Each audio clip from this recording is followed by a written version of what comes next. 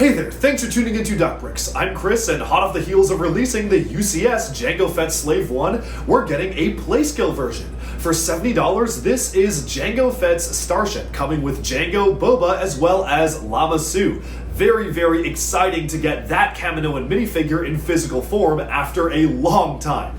This is a really interesting build because it's scale-wise very similar to Boba Fett's Starship that we got back in 2021, but somehow it has like 200 more pieces and is $20 more. That last one was around 500 pieces at $50, and this is around 700 pieces at $70. Where do all those pieces go? I honestly don't really know, to be completely fair, but it is a really interesting build. I think the detail on it looks great, and without further ado, let's jump into my early review of the new Jango Fett's Playscale Starship. This right here is set number 75433 Jango Fett's Starship. Hot off the heels of the UCS version, this is our Playscale version, coming with 707 pieces and retailing for $70 US. On paper, that actually seems like really good value. You get 3 minifigures, Jango, Boba, and Lama Su for the very first time in minifigure form, but in hand, I don't know, I am not feeling $70 whatsoever with this set. It feels to me like this should be closer to $50, which doesn't really make sense given the parts used, but I guess since so many small parts are used for the details, you're not really seeing or getting a chance to experience the full benefit of those 707 pieces. Still, that being said, it is a little bit harder to complain about the price of this set when almost every other set in this wave is way more overpriced, egregiously so compared to this one, so you know, I'm counting my lucky stars and I'm not going to complain too much more about that.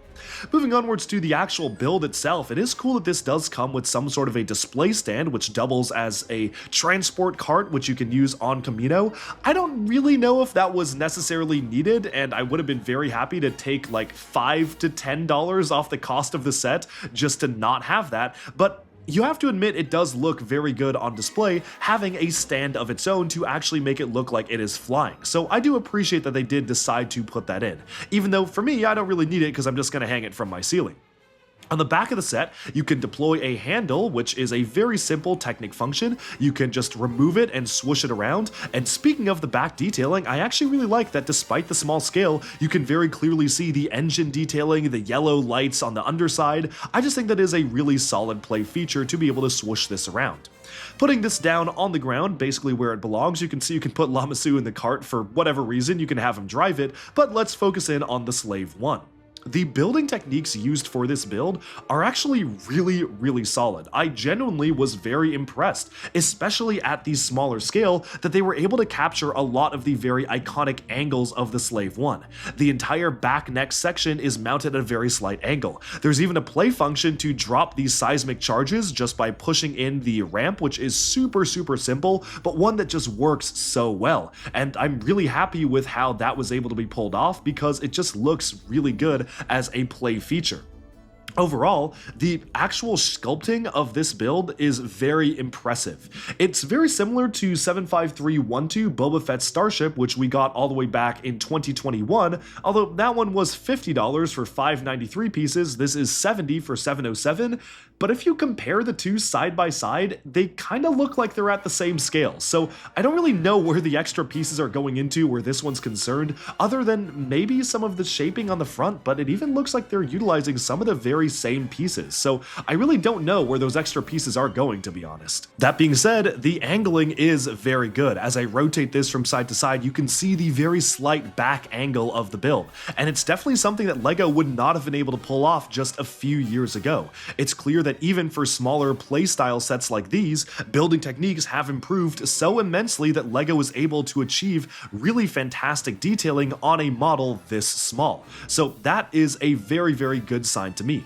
Altogether, it is of course very swooshable, and I really do like how it is a cheaper alternative to the UCS set, which is on shelves right now, which really allows you to have an option for kids to play with it as well. I do have my thoughts on the Jango Fett minifigure not being quite as good as the UCS one, but again, we'll save that when we talk about the minifigs.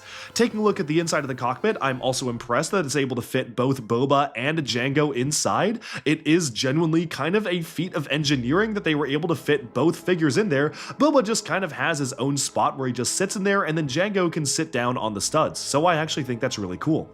On the back ramp here, you can also see that despite just a very small scale, they've been able to add just a little bit of detailing in to kind of make it almost like a midi-scale version of the ship.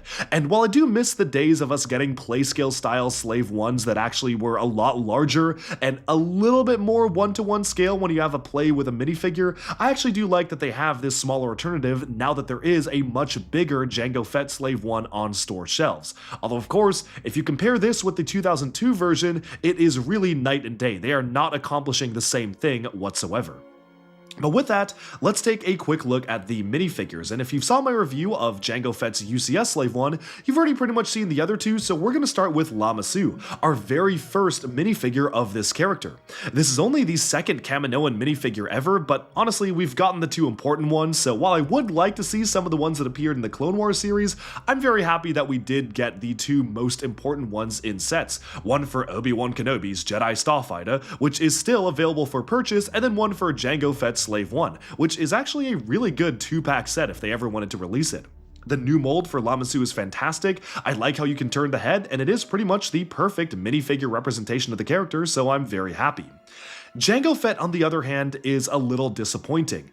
Obviously, they made the perfect version for the UCS set with arm printing, but again, decided to make that figure exclusive to the UCS set, so they removed the arm printing from here. This is a very controversial topic, but let me explain myself. I am very kid consumer friendly.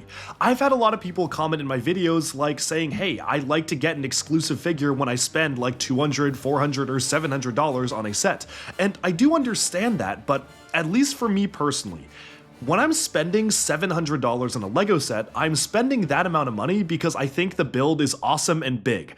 I am not necessarily spending it just to get an exclusive figure, and while it can be a nice bonus, if it's as important of a character as, say, Captain Rex or even Jango Fett, I would prefer that the best version of that character also be available to kids who want the chance to play with that figure themselves. I know if I was a kid, 5, 6, 7-year-old Chris would have loved to get the fully detailed version of the minifigure with arm printing, but I certainly would have been able to afford the big UCS set with my allowance. I mean, honestly, I probably wouldn't have even been able to afford this $70 set, let's be real, unless I saved up for like half a year. But you know what I mean. It is good to have cheaper alternatives to models and still have the same figures.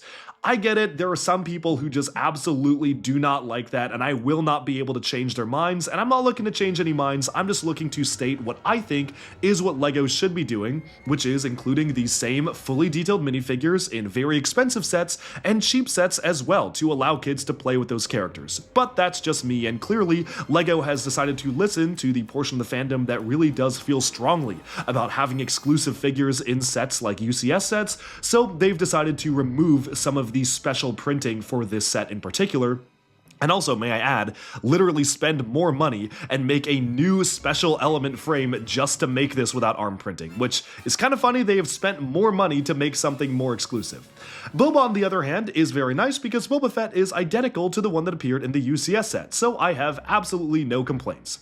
And with that, we have summed up my thoughts on Jango Fett's Slave 1.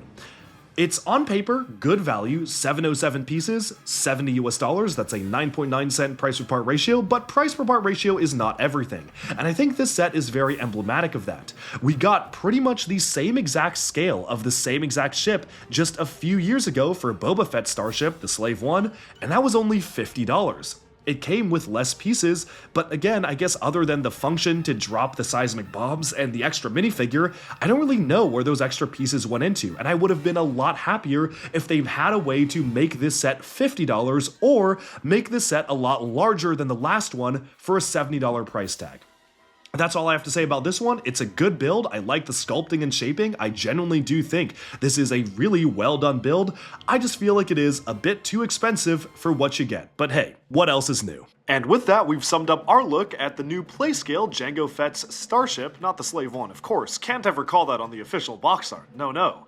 And we've summed up this video. Thanks so much for tuning in to DuckBricks, and be sure to like and subscribe for even more LEGO news, reviews, discussion, and analyses coming your way very soon, and bye for now.